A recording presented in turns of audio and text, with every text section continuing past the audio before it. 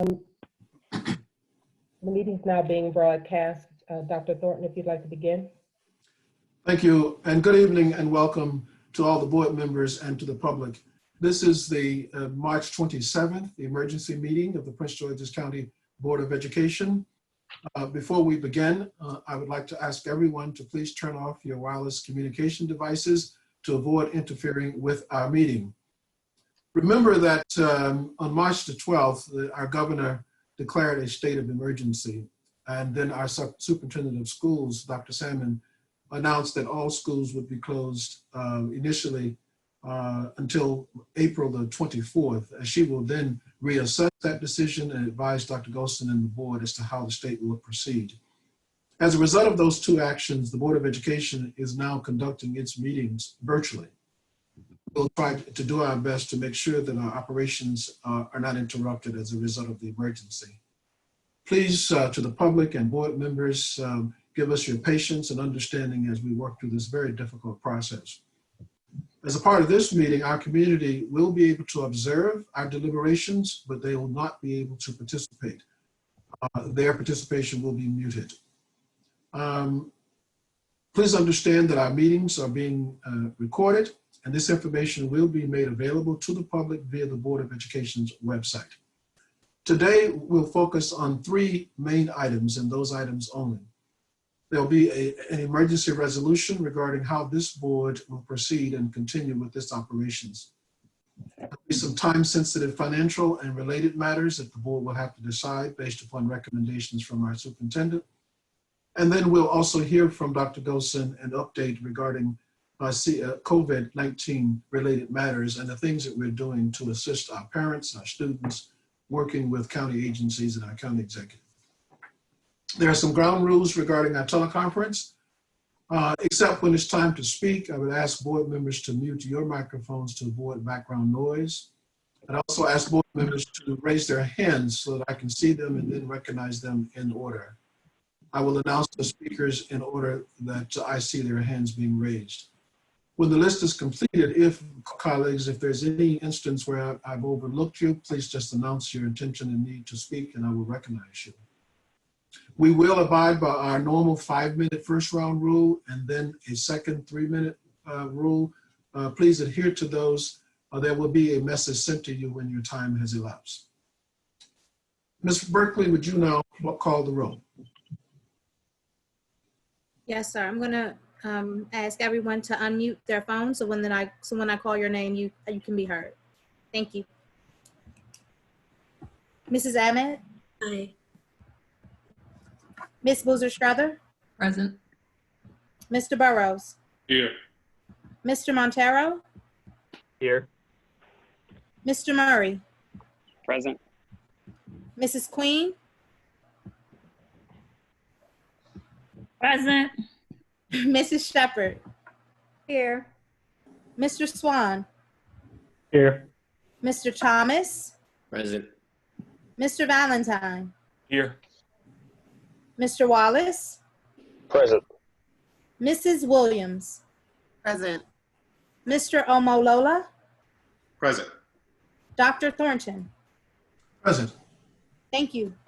Thank you. And colleagues, we do have a quorum, and so we will now proceed. The first thing that we must do is adopt the emergency resolution that allows us to meet in this manner.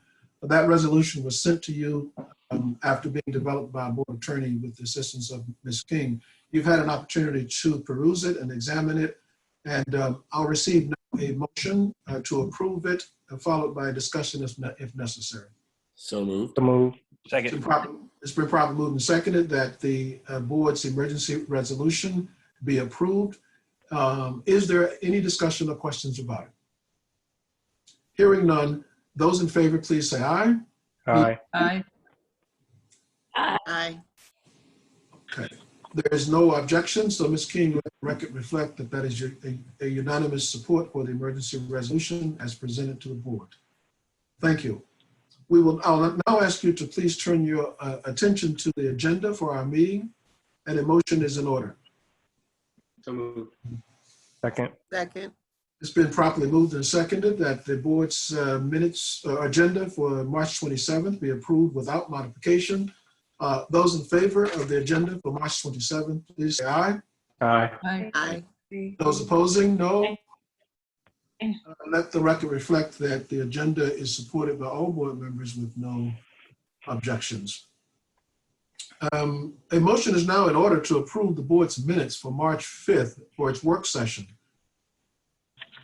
So moved. Is there a second? Second.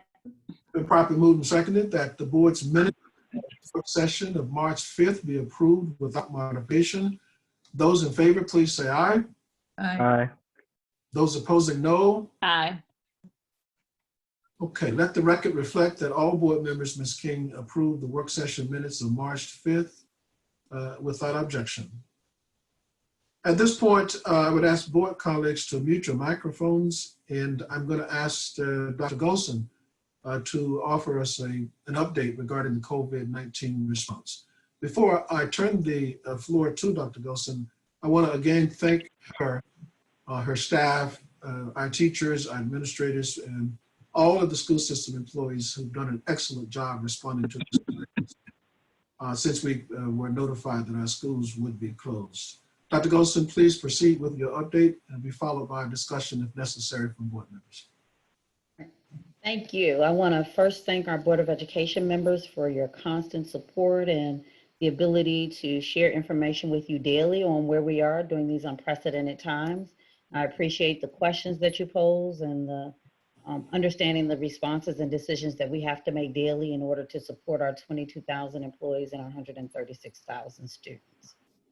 To date, all of our school buildings, offices, and buses have been cleaned and disinfected, and I just want to thank our building staff members who worked diligently over the last 14 days to make sure that our buildings were safe in the event that we returned. But as everyone is aware, we are continuing in this fashion of working from home until Friday, April 24th. The good thing is that these next 4 weeks will count towards our 180 required days of school. And so we will be pushing out a continuity of learning plan on Monday and distribute it to our employees and our community members so they know what to expect over the next 4 weeks. We will begin a process of distributing Chromebooks later next week, and I will discuss that a little bit further. We have currently 36 food sites that we're providing grab-and-go meals, and U.S. Department of Education has now authorized that we can allow parents to pick up meals for those students who cannot leave the home. So if a parent needs to pick up a meal for students that are not present for the grab-and-go, we're asking them to at least bring the student's ID or report card to the site to pick up that meal. We'll begin sharing that information over the weekend and next week as well. In addition, we'll be looking to add 10 more sites and then closing 3 sites due to very low attendance. The 3 that we will be closing are Longfields Elementary School, J. Frank Dent, and Benjamin Stoddard Middle School. There'll be signs placed at those schools to inform those students where they can go that's close by. We will also open 10 sites, and this information will be shared with our community over the weekend.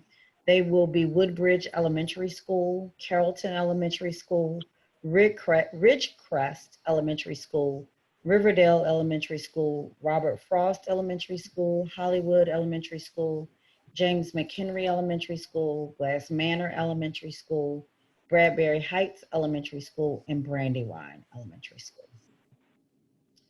Next week will be an extremely busy week. We will begin training our staff on how to use online resources to deliver lessons, how to create virtual office hours, and how to interact with parents and students during these additional 4-week closure. So we have teams who are working to prepare professional development online and how to use a variety of tools and resources to support our families. We have not forgotten about those students who do not have online support and technology. We created a survey last week, sent that survey out, and expected to get responses by the close of business today. We're extending that until midnight tonight. Thus far, we've had 56,000 responses to the survey, so I want to thank everyone that has responded. What we will do now with the results over the weekend is to then identify those students who have not replied, and starting next week, contact those homes directly via phone. so that we can ascertain what their use of technology is, if they have it, or their need for technology. Out of the 56,000 surveys that we received, 5,000 of them have already provided feedback on whether they need technology or internet service, even through the use of the survey. And so we'll be using that information to help us to move forward on how we can begin to close that gap. Once we are able to really go through and filter through that information, we expect to begin laptop distribution later next week, meaning next Wednesday, Thursday, or Friday if possible. We'll be doing them at the student's school so that they can get to that child's school. It will be open either Wednesday, Thursday, or Friday. We will send additional information to our community. It will be a drive-through experience. No one will be allowed to get out of their cars. It will be kind of like grab and go. They'll complete the use form for the laptop. We will receive that from out their window, and then we will then provide them that laptop through the window, so that we limit any opportunity for exposure and adhering to the social distancing rule. We will begin utilizing our public television station, which is Verizon Channel 38 and Xfinity Channel 96 for lessons, which we will begin those lessons Tuesday, April 14th. But we'll also use it to push out information as well to our community. We'll use our usual Facebook, Twitter, website, emails, robocalls, but we want to try to utilize every opportunity and tool that we have in order to connect with our community. And lastly, we still update our coronavirus webpage and have a variety of resources that we strongly encourage people to access. We have enrichment packets on that page, how to reset a student's password, instructional resources for parents, because our parents have now become our teachers for students in many cases, information for employees, meal sites, and frequently asked questions from the Maryland Department of Health. We'll continue to put updated information there as we move forward, for example, like the laptop distribution, the learning plans, professional development experiences, so that people have access to them. And this concludes my announcement for today. Thank you, Dr. Golson, for that comprehensive summary. Colleagues, it is now appropriate for you to pose to Dr. Golson any questions that you might have. Again, if you would raise your hand, I will identify you. Mr. Thomas. Yeah, hi, thanks, Dr. Goldson. I'm not sure if I missed this piece, so I was just curious if you specified the grade levels that will be receiving Chromebooks, or is that for all kids K through 12? Sorry if I missed that. Thank you for the question. I actually had not specified. So many of our K1 and 2 students did receive laptops. No, they didn't. iPads as part of our literacy plan as part of Kerwin. So many of them have those tools, but we will be distributing to students for grades 1 and up, and then creating a plan for kindergarten. So thank you. Thank you. Any other, Ms. Queen? Ms. Queen. And one other question. When you said that all the buildings have been cleaned, does that include the trailers and the modules? Yes, that includes all of our temporary buildings as well as all of our work sites. Thank you. Mr. Omalola. Dr. Golson, for students who left their property in school, anticipating that they'll be back in 2 weeks, but now with the extension, what happens to their property in the school building? That's an excellent question. That property is safe and secure. Students will not be able to get that information or get their materials until we have been cleared by the governor in order to return. Mr. Valentine? Thank you. Can you, to follow on with colleague Joshua Thomas's question, can you talk a little about how the Chromebooks will be distributed, just based on staff being able to get access to the buildings, but also talk a little about the work that has been going on over the last 2 weeks, and how that work will be counted or not counted in moving forward, for at least for the third quarter. So we envision that for the laptops, the building principal will have to go to the site, the building custodian will have to open that building, and there will be some additional 12-month employees that will join, not to exceed the number 10, but some of the assistant principals will help to distribute those laptops. Many of our Chromebooks are in what we're calling a mobile docking station. So the principal has to go to the facility to unlock the rooms that they are secured in, and then move those mobile labs out to the parking lot where they will unplug them. Literally, each student will pull up almost as if it's a drive-through for a fast food restaurant. They will be handed a form to complete for checking out a laptop, a Chromebook. It's literally, we put in the code that's on the back of the Chromebook. They put in their name and the student number. They pass that form. We give them the form, they complete it, they pass it back to us, and we then give them the laptop. And then they move forward. Information as it relates to internet will be mailed directly to those homes that have been identified of needing internet access and support. In terms of the past 2 weeks, the previous 2 weeks, March 16th through the 27th, which is today, were considered school closures. And so the state direction from Maryland State Department of Education is that the expectation is that teachers would not be teaching during that 2-week time period. We all know that there were lots of teachers who went above and beyond and still did that, which is why when we get to the calendar discussion, I will be making a recommendation. Initially, I think what was posted might have been March 13th, but asking that we close making a statement that we'll be closing the quarter on March 30th to allow students an opportunity to submit the work that they completed over that 2-week time period. Because teachers only had, literally they had less than 24 hours to plan for what that work would look like. There were varying amounts of work and different types of work that were provided to students. Some students were given makeup work to do during that 2-week time period. Some students were given extensions of the work and experiences that they had in the previous 7 weeks of instruction. Some were given enrichment work. And so I think the plan moving forward that I will be sharing with everyone when we get to the school calendar is one that allows students to, if they completed work over this 2-week time period that teachers are expecting to receive grades for, that are expecting to grade and receive, and students receive grades for, that the students will be able to electronically submit that work during that week closure. And then if the teacher has determined that there were enrichment packets that would not be graded, those will not be graded. And if a student does not have the ability to turn that information in, then they will not be penalized. I hope that helped to answer your question. Thank you. Mr. Omalola? Dr. Golson, I just wanted some clarification. I know you said Chromebooks. Does this also include iPads or is it separate? We're looking at what each school has. So our goal was to make sure that we distributed all the items that were specifically in that school that we could. The easiest and not the one that does not break the most would be Chromebooks.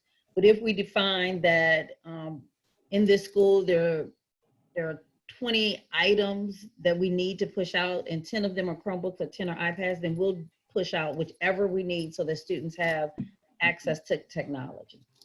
So it could vary. Thank you. Ms. Williams? Thank you. I have 2 questions. Did I hear you correctly when you said that if students needed devices, that they would be allowed, their parents would be allowed to pick them up at the school, at their school? My question specifically is about those students that are in specialty programs that will require their parents to travel far from their house. What arrangements are being made for those families? Yeah, we took that into consideration, but the easiest way for us to track where computers were before and to receive them back was to do it by their base school. If a parent has a problem with getting to a location to get a laptop, what we'll be asking them to do is email a specific email address so we can figure out the best way to support them. Okay. And my second question is regarding charter schools.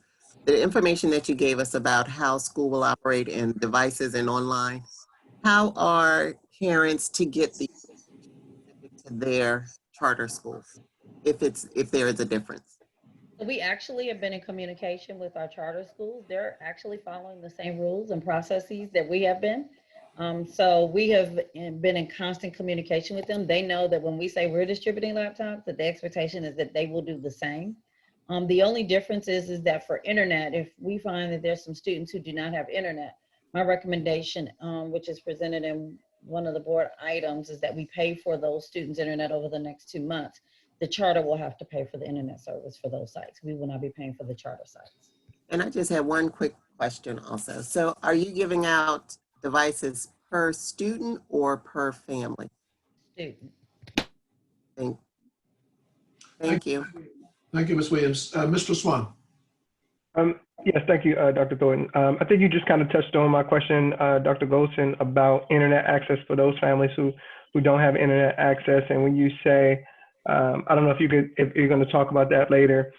So if that's the case, then we can defer. But I just wanted to hear more about how that process is going to work in terms of once we get the technology to every family, for those who don't have internet, how are we addressing that piece? Is my question. I'd rather talk about it now. So for those students who of the 56,000 who have completed the survey, they had questions on whether they had access to technology and whether they had access to internet. So we do know from the 56,000 whether some of them have it or not. If they do not, we know who they are, and we will be providing them information on how to access that information from their provider. We're working out with Verizon, Comcast, what that will look like. If it's a student who's on free and reduced meals, the amount is $9.99. For those who are not, it's approximately $20. What we're trying to work through now is we're working with our providers where we have some people who've had internet access, but because they did not pay their bill, it got cut off. And whether we have the ability to pay for them to have it on for these 2 months, to see if they will waive, not necessarily the amount that the family owes, but at least allow them just to get internet for these 2 months and then cut it off and then go back to what their previous situation was. We're still trying to work that out because right now what their rules state is that if they owe, we cannot pay. So we're still trying to work out that piece of it. The other thing that we talked about today, which we're still working out, or potential, are students being able, anyone who has access, an email address has access to our private network, being able to actually go to the school parking lot, sit in their car, and able you access the hotspot from the parking lot for the school. Thank you. Thank you. Ms. Queen? Ms. Queen? Okay, I'm coming, Dr. Thornton. Okay, the first question is, who's going to help maintain the Chromebooks? Like if they have issues with the Chromebooks, who's going to help maintain them? Our help desk has actually been up and running through this 2-week time period. Those are 12-month employees. And so if students need assistance, they can always send an email to that help desk. If that laptop breaks, then we have to figure out how to get that laptop back and see how we can get another one back to them. But we're hoping that they take great care of it because we are going to not have lots of extra. Thank you. Ms. Boozer. Okay, so we need to make sure we get the help desk. I'm not finished. And then the next question was, I may have missed it because it didn't come through clear. When you were asked, is it per student or per family? I didn't hear that clearly. Student. Did you hear me this time? Student.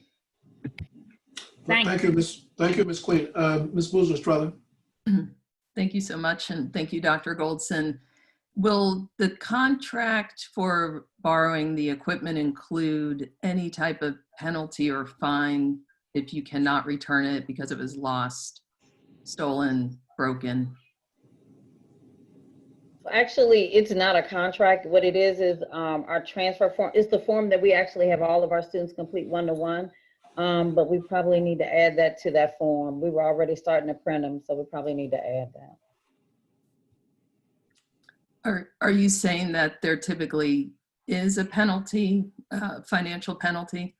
Yeah, there is. We have an administrative procedure that actually addresses it because we do have some schools that are one-to-one.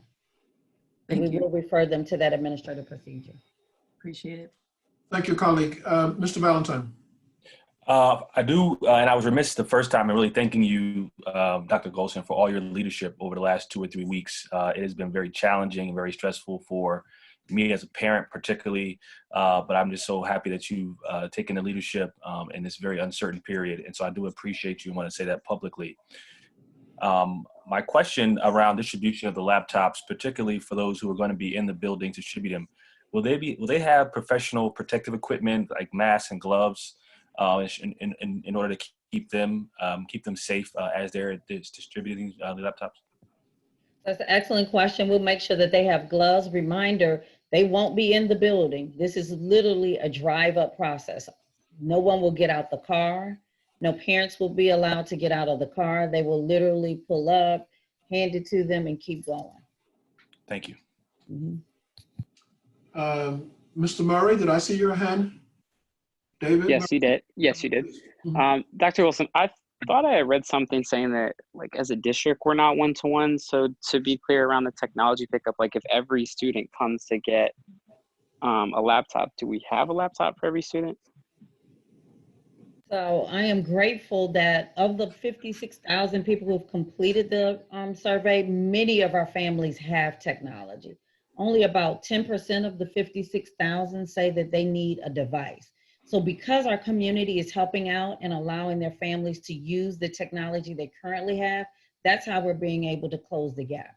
If we were to make the decision that regardless of whether you have a tool at home or not, we're going to provide it, we would be in a difficult situation. So I'm extremely grateful to those families who are honest and truly allowing their students to use their own technology at home during this difficult time. Thank you. That makes more sense. That's great. Thank you. Thank you, Mr. Murray. Mr. Swan, I saw your hand. Yes, thank you, Dr. Thornton. Quick question for you, Dr. Goldstein. And when we give these Chromebooks or laptops or iPads, whichever devices, we are given the charger cables as well. Just want to clarify that. Is that right? Thank you. Mr. Burrows? Hi, good evening, colleagues. Dr. Goldstein, I have one question that relates to internet.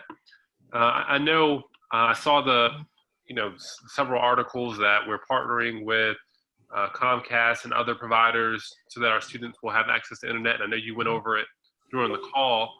During this forum as well.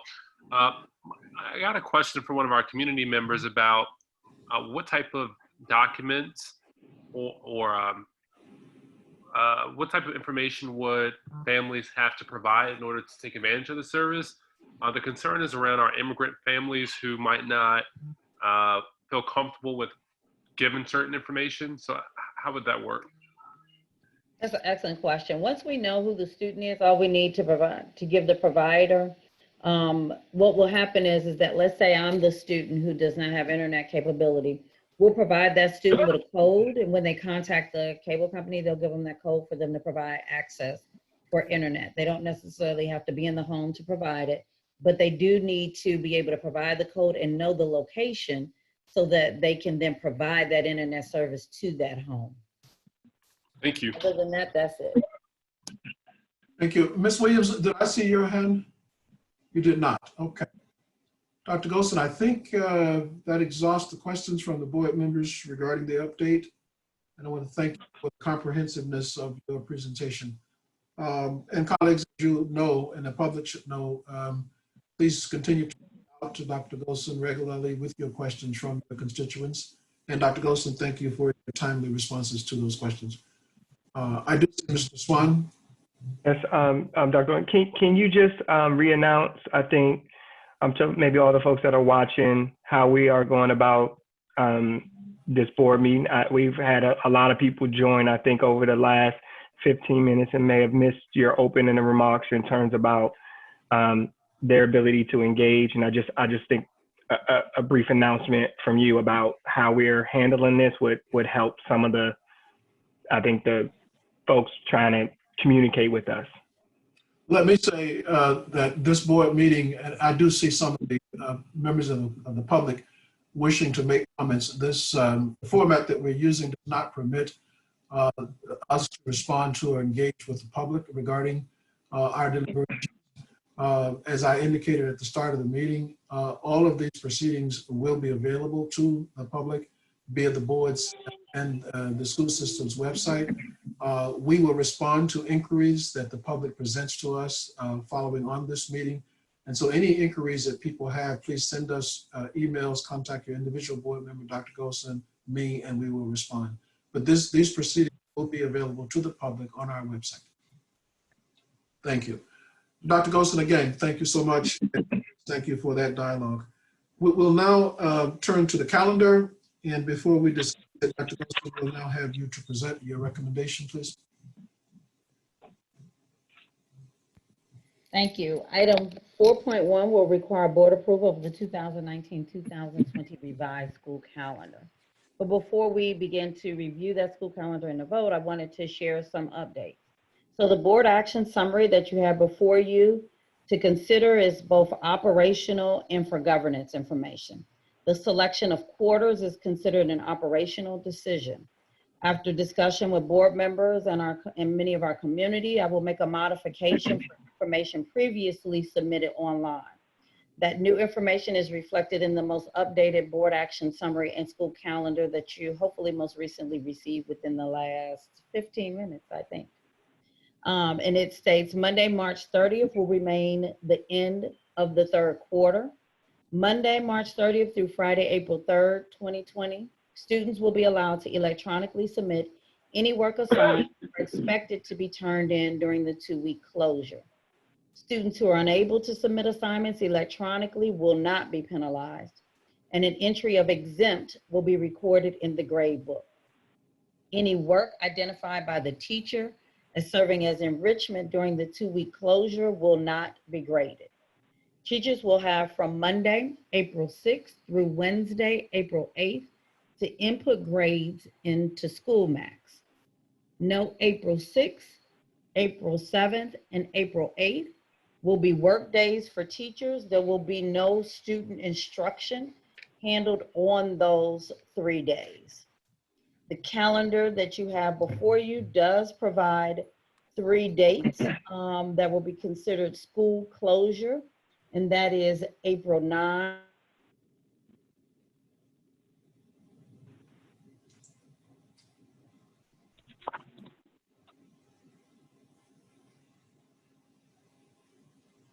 Nine, 10, and 13, which is Passover, but made a note that in the event that the date for once the mail-in election process becomes official, that June date may then move to a student day. Dr. Golson, would you repeat somewhat what you just said, because there was an interruption regarding the dates? Yep, I will. You want me to start again? Just that section regarding the dates. Okay. March 30th will remain the end of third quarter. Monday, March 30th through Friday, April 3rd, students will be allowed to electronically submit any work assigned or expected to be turned in during the 2-week closure. Students who are unable to submit assignments electronically will not be penalized, and an entry of exempt will be recorded in the grade book. Any work identified by the teacher as serving as enrichment during the 2-week closure will not be graded. Teachers will have from Monday, April 6th through Wednesday, April 8th to input grades into School Max. April 6th, April 7th, and April 8th will not be days where students will join and instruction is delivered by our teachers. All online continuity of learning instruction will begin on Tuesday, April 14th. Our June 2nd, we have now listed as the primary election day for schools and offices to be closed, even though there has been an announcement that there will be a paper election that has not been approved yet. So once that has been approved, then we will convert the June 2nd date to be a school day for students. I am making an assumption that we may potentially receive a waiver for the 10 school days of which we were previously closed, and that will then change our last day to be June 11th for teachers and June 9th for students. Thank you, Dr. Golson, especially for hearing the board members' concerns that were expressed to you by the public and adjusting your calendar recommendation in this manner. Colleagues, discussion purposes, so we can start our discussion, I'll receive a motion to adopt the recommendation, and then we'll discuss it. Is there a motion? So move. Is there a Second. second? It's probably Second. seconded that the modified calendar that Dr. Golson just summarized to us be approved. Discussion. I see Mr. Omalola, followed by Mr. Swan and Ms. Amet. Dr. Golson, first I want to thank you so much for the amendments you made. I know in speaking with you earlier today, it was very important to you that students were able to get work turned in on time. And I know we discussed the digital divide that really makes this situation that we've come to a lose-lose on some ends. But thank you so much for working with your staff to make sure that we can work with students all over to make sure to get the work turned in. One of the questions I did have was just in terms of clarification. So although the quarter ends on March 30th, you're still giving students time to turn in work that additional week, correct? That is correct. Okay, and then secondly, I had a question in terms of the fourth quarter. The fourth quarter technically isn't a real quarter, correct? Because there will be no grading, it's correct? There's always a real fourth quarter. So the fourth quarter will begin April 14th, and the grades that students will get will be a pass, a P, or an I for incomplete. Okay, and can you dive deep a little bit into the difference between an enrichment packet and assignments? Because I know that we discussed about it earlier, and I just want to make sure that we can really distinguish between the two. Yes, we had some teachers who gave students work to prepare for MCAP, the Maryland Comprehensive Assessment Program. Over the 2-week time period, we had some who gave reading and asked them to write an essay. It varied on what that enrichment packet looked like. We had some who gave packets to students that were almost 20 to 25 pages long. Well, the purpose was so that they'd have something to do during the 2-week time period. What I didn't want to do is penalize those students. We're grateful that they did do the work. It is definitely going to assist them as we begin to close the academic gap. But because some of those enrichment packets are so long, it would be extremely hard for a parent to submit that electronically and then for the teacher to then grade them in that 1-week time frame and in line with what the new grading timeline would be. And so that is why I'm stating that the enrichment packets will not be students will not be penalized. The Okay. teachers identified their work as an enrichment packet. Thank you. And my last question goes towards graduation credits and seniors. What work will the administration do in terms of seniors who needed a third or fourth quarter grade and won't be able to fully receive it due to our coronacation? So first, they are going to receive a third quarter grade. As I just stated, the end of the quarter will be March 30th. So they will get a grade for third quarter, and that's extremely important because I do want to make sure that our students have at least 3/4 of the school year recorded seniors before we enter into this continuity of learning plan, which puts us on a pass or an incomplete status. We're waiting for further direction and guidance from Maryland State Department of Education concerning seniors, so that there is equity across the entire state. But we have all been given direction to close out third quarter with grades, if at all possible. If we are not, we have to present a plan on why we could not. And so I believe that whatever decision will be made for the state will be made based on first, second, and third quarter grades. Thank you. Thank you, Mr. Swan. I'm sorry, Mr. Swan, you next. Yes, thank you, Dr. Thornton. Dr. Golson, is it possible that we can ensure parents are aware of which category their teacher decided to implement, whether it was coursework or enrichment? I've certainly been hearing from my constituents that different verbiage was used as they were communicating with their teachers about whether something was quote unquote enrichment and if that word was actually used. Do you think it's possible that in this plan we can have teachers identify to their classes that the work was, yes, clearly enrichment or clearly coursework, so it's clear to the parents whether that work will be graded or not? I think there is some confusion around the word choice that I think would help clear things up. Yes, the teacher will have to be the person who identifies that, but we will give them direction to do that. Thank you. Thank you. Ms. Ahmed? Thank you, Dr. Thornton. And hey, Dr. Goldson, thank you so much for all your work. And particularly answering the questions that I had around this, this calendar. I know that a lot of the members of my community were very worried about Q3 ending on March 13th, as opposed to where it currently stands on March 30th. So thank you for keeping that date and coming up with a plan of action so that students have an ability to improve their grade and submitting some of the documents that may have been assigned to them. So thank you for that. I did have a few questions and then a potential friendly amendment depending on how the questions go. One of those questions is one that you've addressed in conversation, and that is, can you please just explain to us and to the public what other school districts are doing when it comes to their calendars during this time? Yeah, so one school district they moved their spring break up to the 2 weeks when we were closed. And so one school district is concluding their spring break today. But many of the other school districts, many who surround us, are going to be in during the week of April 6th, but are closing Good Friday, which is April, I don't have my calendar up, but Good Friday, and Easter Monday. Montgomery County will be closing on Passover, which is April 9th, 10th, and 13th, which is also the dates that I am proposing.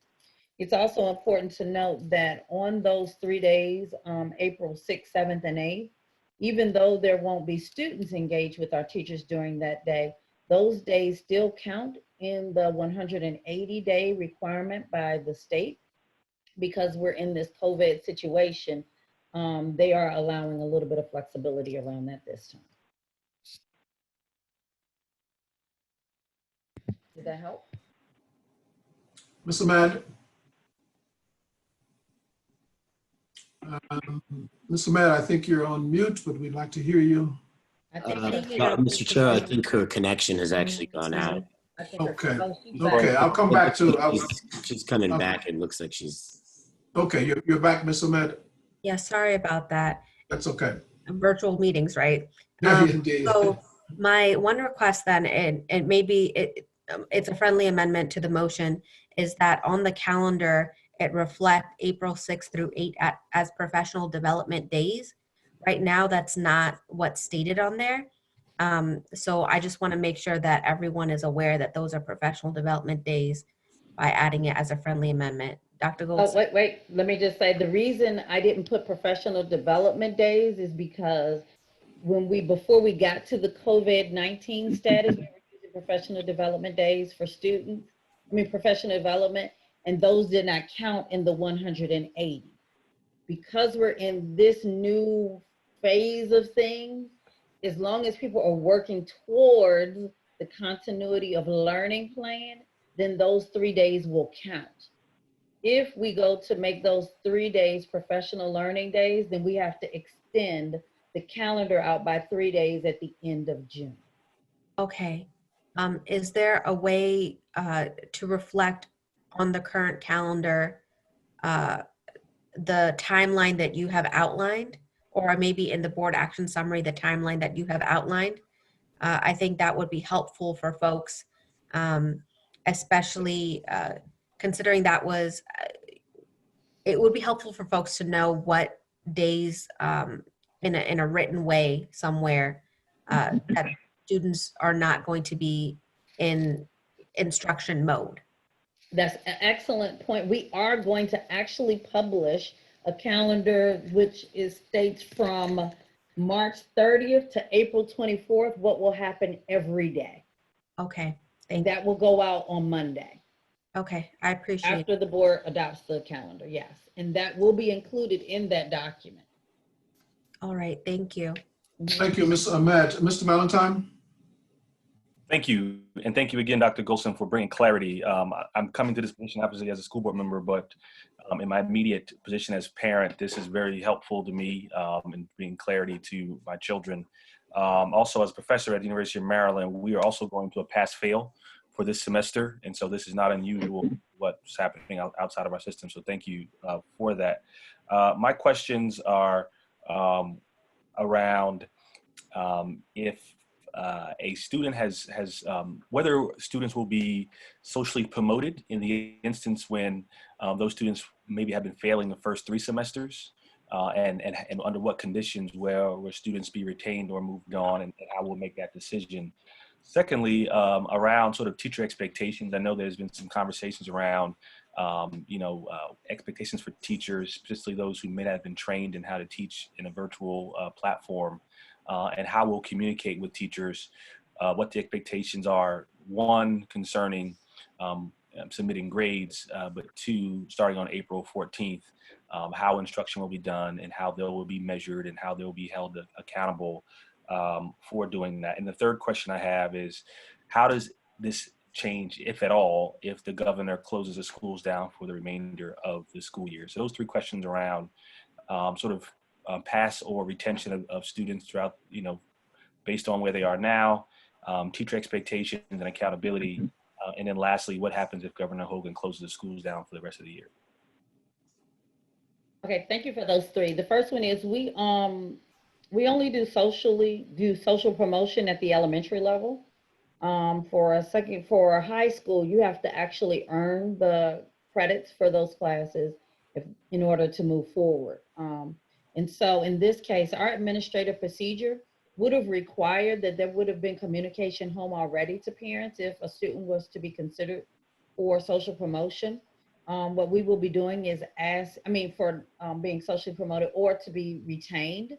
What we're asking our principals to do is to identify specifically who those students are, where that communication has already been discussed with parents, so that we can make a decision about next steps and the types of support to provide that child.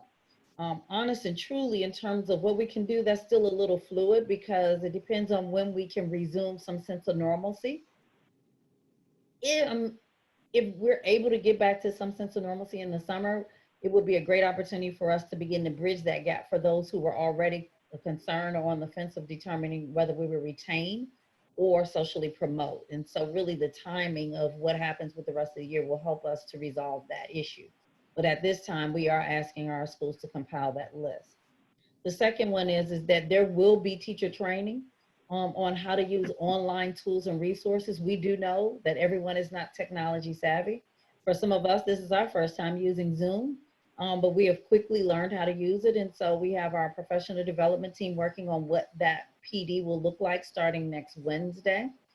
We have built in some days, the week of April 6th, 7th, and 8th, where those teachers will practice that online piece with a partner to make sure that it's working and to make sure that they understand all the features that exist in Google Chat or Zoom or whatever platform they're using in order to deliver those instructions, how to record the lesson and how to post it so that students can access it anytime throughout that day. And then the last one is what happens if school closes? That's an excellent question. As I stated to our board members, I find out about school closures at the same time that everyone else does. And when those directions come, then we begin moving fast and furious like we're doing now to make concessions and decisions for our students. So I'm not sure what and when, if that comes. If it comes that school is over June 1, that's a little different than when it comes that school's over on April 24th. And so I'll just have to wait, unfortunately, for direction and guidance from Maryland State Department of Education and the governor in order to determine next steps for us. But what I do want our community to know is that I'm trying to make decisions now to make sure that our students are lined up and ready to move forward regardless of what decision is made. That's why it's so extremely important that we do close out third quarter and we actually get grades in before we begin fourth quarter and begin on a pass incomplete status. Thank you, Dr. Golson. Ms. Queen? Ms. Queen? Okay, yes, I'm sorry, Dr. Thornton, I'm muted. Yes, I have a couple of questions. One of them is catching our students up as they go into the 2021 year and following. I'm worried about the students that may need to be catch up. I know we're talking about the students that's graduating this year also, but what about the other ones? What are we gonna do to make sure they're kept caught up over the summer?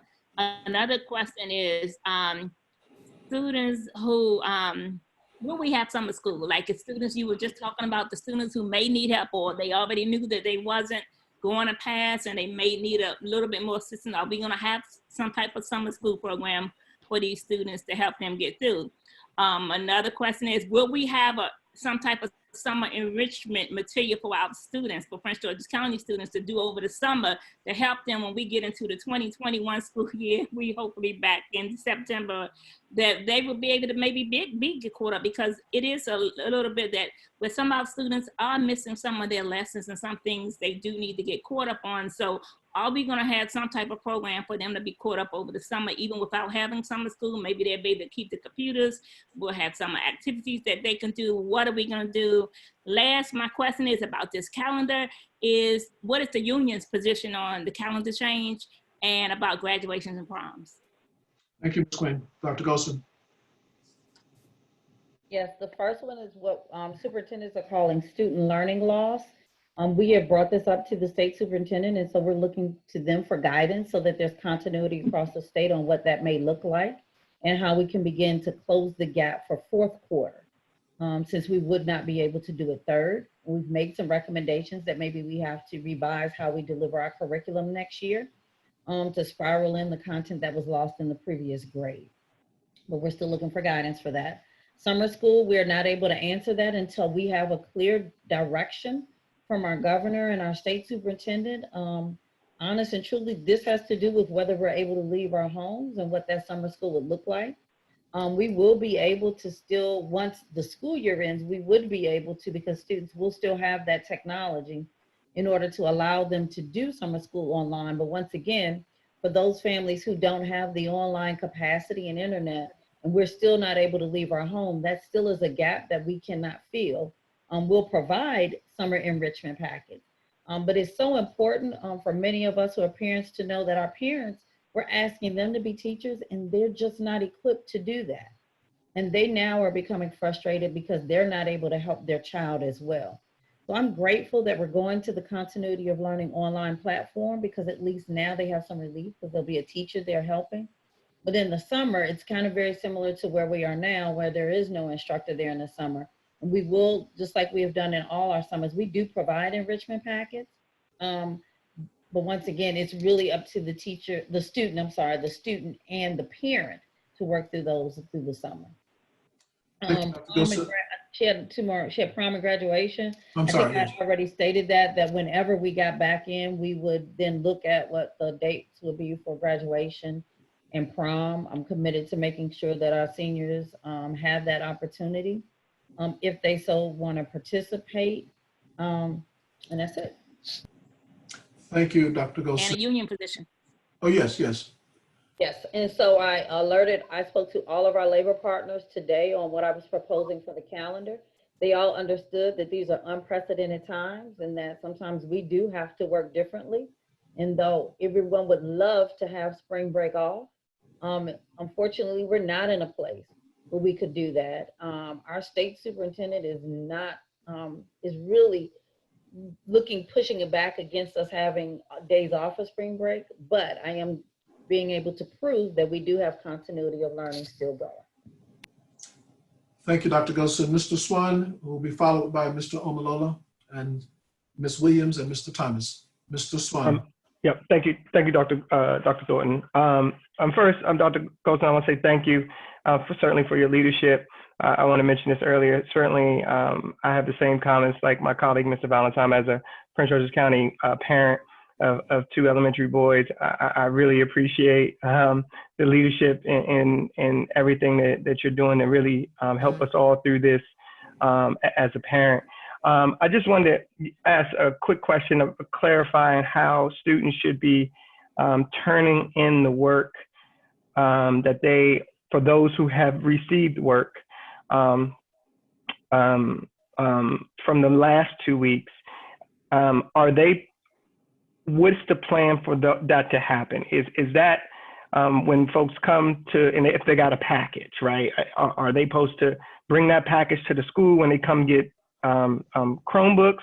If they don't have a way to online submit that work, I just think there's a lot of questions out there about these packages and if it was coursework, right, that the teacher didn't identify it as enrichment work, how do those students who may not have got a Chromebook, if they don't have that capability at home, how do they submit that work and or make that work up?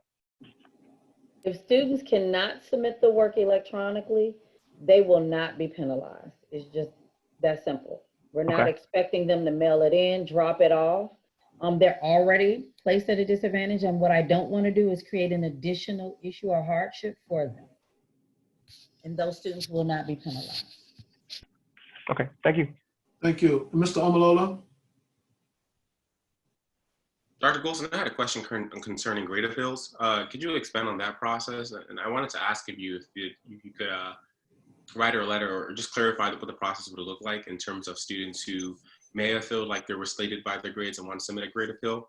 And then secondly, I wanted to just clarify, how will this impact students' GPAs in terms of the third and fourth quarter? So I think your thing was grade appeals. We'll still follow the procedure that's listed on the administrative procedure, which is once grades have been posted, students have 5 days from the date that the grades are posted in order to send a written appeal to their teacher or principal. They can also call, leave a message, and we can then reach back, because remember, we do have access to the phone line. So we'll still follow the regular procedure for grade appeal. Great. And for student GPAs? Say it again?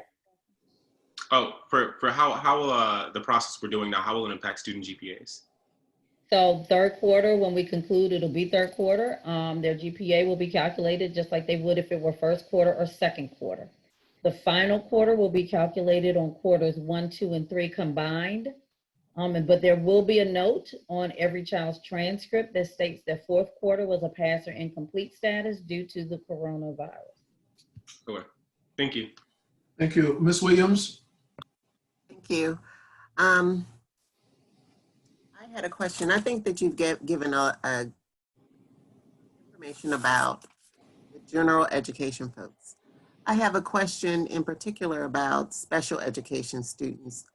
Will there be any accommodation? I don't know if you can, but what can you tell special education parents how they should be operating during this time? The direction that we have been provided, that have been given to us from Maryland State Department of Education, is that we are to contact parents who have students with learning disability to amend their individualized education program plan so that they now can receive their instruction virtually. And then there'll be a discussion on how we continue to provide supplemental services. Their continuity of learning will be only in the content areas of mathematics and reading. And so that will be the modification of their plan. Let me publicly state that we have been in discussion today with the state superintendent, because for large school districts, what's being asked is a monumental task. For us, we have 18,000 students, so to contact them, it will probably be until April 24th by the time we contact all those parents. And then at that point, we'll be at the next phase of what's next for continuity of instruction. So, but right now, that is the plan presented to us from Maryland State Department of Ed, and we must adhere to it. Thank you. And I just wanted to also publicly thank you for all the work that you're doing. I mean, you typically work 24 hours a day, but now it's like you're working 36 hours a day. I really appreciate your work. Thank you. Thank you, Ms. Williams. Mr. Thomas? Yeah, thanks, colleagues. Really great questions. Y'all have captured a lot of things that were on my mind. I'm actually asking a question to Mr. Omalola. I know that many students have been reaching out to me with concerns about the calendar as it was displayed last night. I know obviously Dr. Goldson has made some adjustments. I know I have seen both in my inbox and on social media, many students reaching out with concerns. So I'm asking you as our student board member and representative, are the revisions that Dr. Goldson has made amenable to you? And if you were to be speaking on behalf of students, which is your role, do you think that it is in students' best interest and students will be satisfied with the modified resolution? Well, thank you so much, Mr. Thomas, for your question. Well, the truth of the matter is this. in speaking with Dr. Golson, you know, we wish that we could give students the 2 weeks back for the third quarter to turn in all their work, get all their assignments in, and turn in any late work they already had. But as she's discussed over and over again, there is a digital divide that separates many people in not only in Prince George's County, but all over the state of Maryland and worldwide. And because of this, we have to reach an amenable compromise for both students and staff, because if we give students 2 weeks to turn in their late work, we're talking about the students that have technology. How about for the students who don't have internet? That's another 2 weeks they're just spent at home, sitting there, not getting the work done. So in speaking with Dr. Golson earlier in the day, we did reach this compromise and make sure that there's at least 1 week where students can turn in work and teachers can grade them. We would all like to be back in school and turn that work in person, but unfortunately the circumstances we have here on the table have not allowed us to do that. So that's why I'm really grateful for her office and for her being able to offer just a 1 week extension for students to turn in their work. And in speaking with my peers, they understand that, you know, this is an unprecedented time. Nothing like this has ever happened. So Dr. Golson is laying the foundation for something that may happen in another century from now. But she's working off what she has, and I appreciate all the work she's doing. So thank you. Thanks. Thank you. Thanks, Mr. Malolo. So I ask that also to students who are tuned in, just to know that, you know, we have been, you know, listening to your concerns, and I appreciate Mr. Omalola, like you kind of leading the push there. And so thanks to all of the students and community members who did reach out. And I too will close by just acknowledging Dr. Goldson, all your hard work. Thanks so much. I know we've talked a ton, and I've thanked you like 20 times already. But Alex, I think we have one more board member wishing to say something, and then hopefully we can proceed to a vote. Mr. Valentine, this will be 3 minutes for you, sir. Thank you. And this is more along the lines of what's happening around funding in the budget. As some of us are watching what's happening on Capitol Hill, there was a recent stimulus came out, and there's some discussion even now on a third one. And there's resources in there for school systems.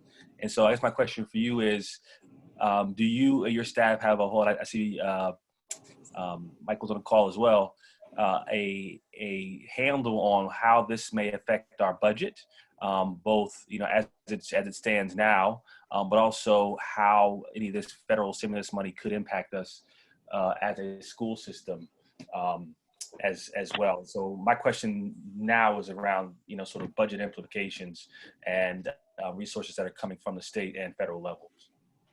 Mr. Valentine, would you consider your question to be related to the calendar? And if not, could we defer it, or you think it's calendar related? Well, and as much as, you know, we are distributing Chromebooks, and whether there's a budget implication for that, whether we're purchasing them, or whether there is any implication, if there is none, based on for the calendar. Very good. Very good. Please proceed, Dr. Golson. So we're not purchasing Chromebooks right now because we believe we might have enough, because our community has stepped up to say, look, my child can use the technology at home.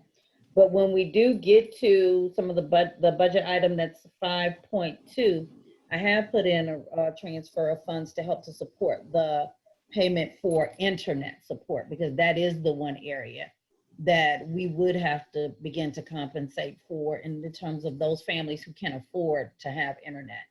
Wanting to try my very best to close the divide as much as I can, knowing that, you know, it still won't be perfect, but trying to get to as many families who don't have technology and internet as possible so they don't feel left behind. And so that is what part of that 5.2 request is. Thank you, Dr. Golson, for your responses to board member questions. Thank you, colleagues, for your questions. The vote is now on motion to adopt the modified calendar as presented to us by Dr. Golson. Ms. Berkeley, would you please call the roll? Would you unmute your phones, please, colleagues? Ms. Berkeley, please call the roll. Thank you. Ms. Emmett? Aye. I'm sorry, I didn't hear you. Aye. Thank you. Ms. Boozer Strother? Aye. Mr. Burrows? Aye. Mr. Montero? Aye. Mr. Murray? Aye. Mrs. Queen? Aye. Mrs. Shepherd? Aye. Mr. Swan? Aye. Mr. Thomas? Aye. Mr. Valentine, Aye. Mr. Wallace, Aye. Mrs. Williams, Aye. Mr. Omolola, Aye. and Dr. Thornton. Aye. Unanimous. Thank you very much, colleagues, for that. Dr. Golson, the vote to support the calendar as you presented is unanimously supported by the board. So thank you for getting us to that point. Colleagues, we'll now move to item 5 under our agenda. We'll pull file 5.2. Dr. Golson, please present items 5.1 and 5.3. Yes, item 5.1 and 5.3 requires board approval of a contract for professional auditing services for annual financial statement audits and for expenditure required and the May 2020 expenditure requirements. Colleagues, a motion is in order regarding 5.1, contract for professional auditing services for annual financial statement audit. A motion is in order. So moved. Is there a second? It's been properly moved and seconded. Moved by Ms. Williams, seconded by Ms. Shepherd. Is there a discussion? Hearing none, those in favor, please say aye. Aye. Aye. Those Aye. opposing, no. Let the record reflect, Ms. King, that it's unanimous. Is there a motion regarding expenditure requirements? So moved. Is there a Second. second? Properly moved and seconded that Mr. Valentine and I think Mr. Who seconded? Mr. Swan. Swan, that the expenditure requirements of May 20 be approved. Those in favor, please say aye. Aye. Aye. Those Aye. opposing, no. Aye. Let the record reflect, Ms. King, that it's unanimous. And we now move to item 5.2, Ms. Ahmed. Hey, Dr. Thornton. I just had one question for Chief Herbstman on this item. Chief, for distance learning, you have listed here that there's a $2 million amount that's been dedicated to distance learning technology access. And specifically, it says here that the resources dedicated to ensuring access to technology, broadband connectivity, and other distance learning materials. Could you elaborate specifically on what that $2 million will entail? Did it come as a result of this pandemic? And what is the impact that it can have for our district? So can I answer first, Michael, because I'm the one that calculated it. So I calculated it, it is used for the payment of the internet for those students who need it during this COVID situation. I made an estimation based on the fact that we have 82,000 students who are on free and reduced meals. We were able to negotiate with the companies, Verizon and Comcast, and for those students who are on free and reduced meals, that amount is $9.99, so $10. So I multiplied that amount with the 82,000 students who are on free and reduced meals, just making an assumption there. And then we also have some students who are not on free and reduced meals, but who just do not have internet access. And so what I didn't want to do was leave them behind. That amount seems to vary by Comcast and Verizon. One said $49.99 a month, and the other, one we were able to get down to $20. So $20 a month. So I did that calculation based on 2 months. I made an assumption, thinking that we would move further out, not knowing what the future held and not wanting to have to come back to ask again for another transfer. But that's how the amount was calculated. 2 months, all the free and reduced meals, students at $9.99 for the essentials packet for students who are free and reduced meals, and then made an assumption we'd have a few more students who we'd have to pay the regular price for. And that varied between $20 and $49.99.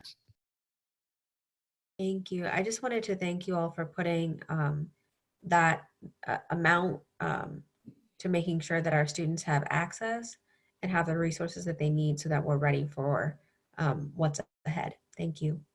Thank you, Ms. Ahmed. Mr. Valentine. I just also wanted to clarify the Comcast program, as I understand it, that they're providing hotspots around the county where people can actually log in if they already have a connection, obviously. But also those who cannot pay their bill will not have their service turned off. And so for those who may have qualified for the essentials, have the connection, but can't pay the $10, and may not apply for the $10, their service will not be turned off, and they will not be charged for late fees. But again, this is all assuming they have a connection already in the home, which may not apply to many of our parents. Correct. So, and let me also clarify that on the hotspot, what we did find is that there are some areas that would not be able to access that hotspot piece where they honest and truly would just need the internet service in their home. You are correct. What we are working through though with the internet providers is that if a home had internet before and kind of let their bill go delinquent, they're saying that we cannot pay for the student to get internet now for this 2-week time period. So we are working with them to see if they will waive that rule for these 2 months, let us pay it for those kids, and then they can go back to the status that they were when we're all out of this. There was one more instance. I know that our county library system was actually allowing people to check out mobile internet. I imagine that the libraries, are they closing? Just to clarify, and if so, will those students who have those mobile hotspots that they could check out still be able to keep those, or the other ways the library system is going to be distributing those hotspots? The library is closed. It closed, I think around the time we did, or soon after. Thank you, Dr. Golson, and thank you, Ms. Ahmed, for those questions. Colleagues, a motion is in order regarding item 5.2, fiscal year financial review and category. I think there's a few questions. She's asking a question. Oh, I didn't see any. Ms. Williams, I didn't see your hand. Thank you, Dr. Thornton.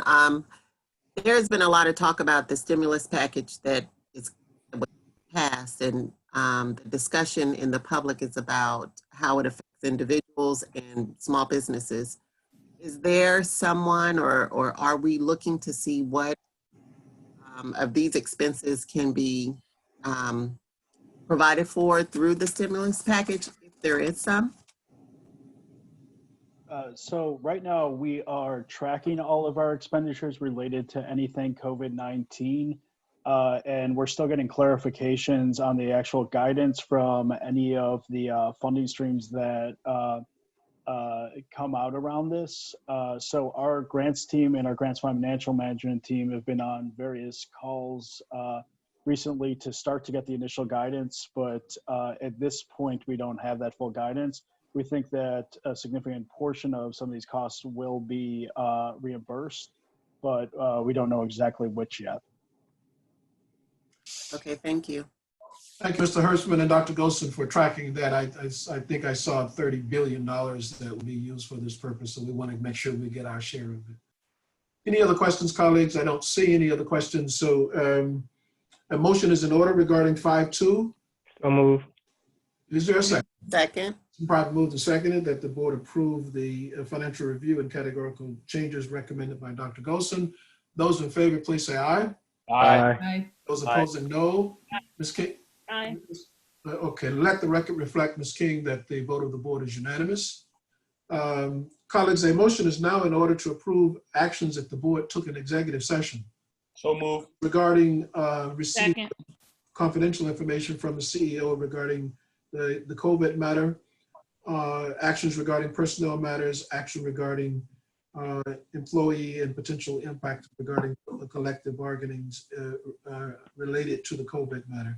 It's been properly moved and seconded that the actions taken by the board in executive session be approved. Those in favor, please say aye. Aye. Aye. Oh, any noes? Hearing no noes, let the record reflect, Ms. King, that the vote is unanimous. A motion is now in order, colleagues, to adjourn our meeting. So move. Second. It's been properly moved and seconded that Ms. Shepherd, is your hand up? Yeah, I did have a question, and I'm sorry that I'm having this question towards the end. That's okay. I know that everybody's very we want to make sure that our kids are getting their academics. We want to make sure that they get in their food and the supplies that they need. But I'm also concerned about how are we going to help out in terms of the census. Yesterday, I had a meeting in just the area of Langley Park. Only 4% of the family were counted. And that concerns me because in the long run, we are not going to be able to get those funds that we deserve for our schools, for everything in the county. So I want to know Dr. Golson, what would be some of the ideas? I know that there's some parents say that students in the high school level were doing homeworks about how to help out their families and stuff like that. But what would be another step that our school system can help out in terms of us making sure that our families, our students get counted? So we have a Census 2020 plan, which we had pushed out already, but what we did do during the grab and go meals, the very first week, in all of those meals, they received a Census 2020 flyer, and that was last week. On our own social media platforms, we have been pushing out completing it, and we can add a robocall to ask them to do the same. The key, though, is that in order to complete it, they do need the code at home. Which gets mailed to them in order to complete it. You can't just go on and complete it without the code. Yeah, would it be possible that whenever they're making those robocalls, that they tell them about the IDs that are coming in their mail to them? A lot of our families don't know that those IDs are coming in the mail. So if there would be maybe a little explanation of how this process is, in order for them to better understand, I really appreciate if you guys can do the robocalls. No problem. Ms. Boozer Strother? Thanks. I just wanted to note that I didn't receive a mailer and I was able to do census just with the home address. And it's even easier than I think we thought when we thought we needed that code. So I do think it would be great for us to sort of a triple check on that, but I tested mine and it looked like it worked just by using my address when I went back to try to do it again. Thank you. We'll add that to it. I was not aware, so thank you for that. Dr. Golson, I want to thank you and the staff, I'm sure board members do, for all the work that you're doing with the county on this particular initiative. What I've found very useful is to share, board members, if you would, continue to share your own personal experiences regarding the census. I've bored people with my long historical experience as to why this is so urgently important. For me, it's very personal because my ancestors were obviously not counted initially in the first census. They were treated as inhuman 3/5 of a person. And I've said to people, I will fill out this census. I will be relevant. I will be counted. It's just that emotional. So thank all of what you're doing. Motion is in the order to adjourn our meeting. It's been properly moved and seconded. Oh, Ms. Williams, was that a motion to, you want to ask the question? No, I just wanted to give you an opportunity to say something about Kerwin. In the midst of all of this, we had some exciting news that happened with Kerwin. Oh yeah, something called Kerwin out. I didn't hear about that. What's going on that? That's something. Well, we want to make sure that some of that $30 billion is available to support Kerwin's funding. So, but look, colleagues, you know that this Board of Education assigned highest priority to the blueprint for Maryland's future, the Kerwin blueprint for Maryland's future. That was our top priority. And secondly, obviously, we assigned high priority to the Build to Learn legislation. Both of those pieces of legislation have overwhelmingly now been supported by our General Assembly, led by our delegation in Prince George's County, Speaker Jones and President Ferguson. So we really need to applaud ourselves for the work that you have done to make sure those major items are funded and approved. Now, I hope now, and I'm sure the governor will join in with the broad consensus from our General Assembly, the people of Maryland, and approve the Kerwin blueprint as well as the Build to Learn, as they have been overwhelmingly approved by our General Assembly. So great. Thank you for that question, Ms. Williams. Those in favor of adjourning our meeting, please say aye. Aye. Aye. Opposing, no. Thank all of you board colleagues for getting through this one. I thought it went very smoothly. Thank you again, Dr. Golson, and to the citizens. Thank you, Ms. King. Ms. King, to the citizens that's listening to us, remember that these proceedings will be available to you on our website. If you have questions about anything that you've heard or decisions this board has made this evening, please send us emails, send them to Dr. Golson, send them to us, and we will respond to them. Thank you, and good evening to everyone. Thank you. Mr. Chair, thanks, Thank Dr. you. Golson. Okay, everybody have a good one. Bye-bye. Take care. Bye. Bye-bye. Thank you. Bye.